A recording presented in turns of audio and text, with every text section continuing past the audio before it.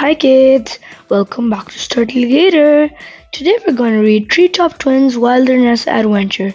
So let's see what's in it. The book's name is The Twins Meet a Quagga.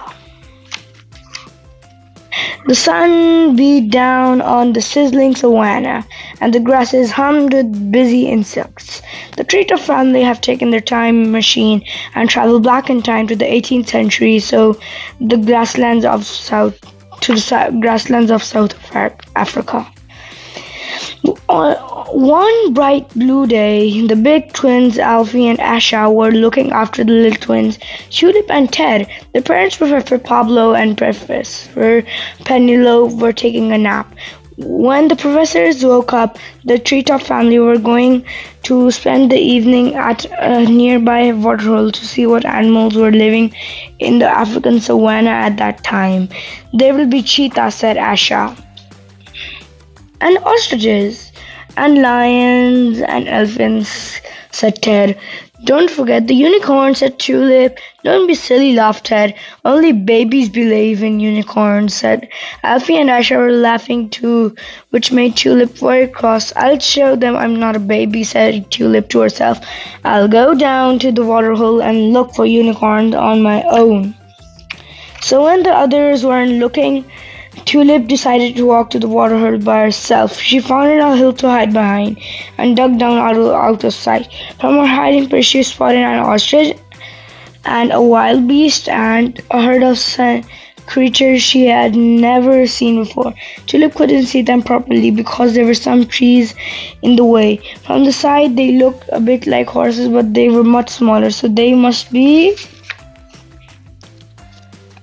unicorn, said Tulip triumphantly. I knew it. Meanwhile, Alfie and Asha and Ted had noticed that Tulip was missing.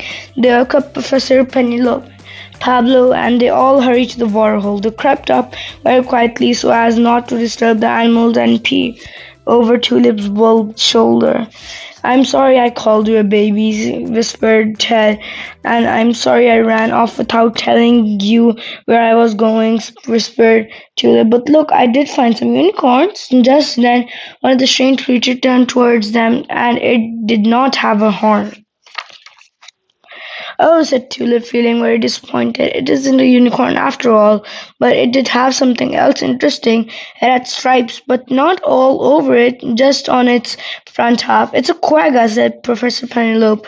It's about the size of a zebra, but with stripes only on the front half of its body.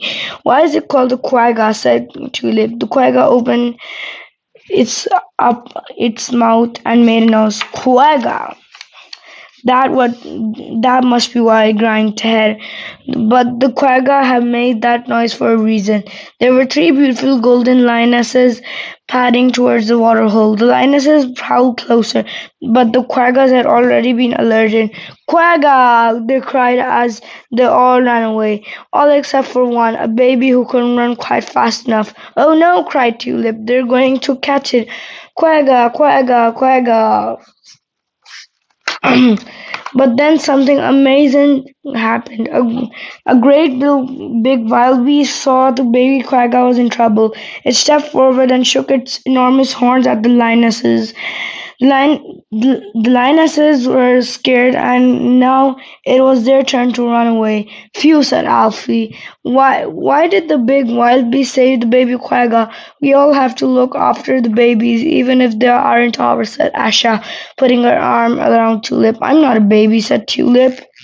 So this is the end of this exciting story. I hope you enjoyed. Bye bye, kids.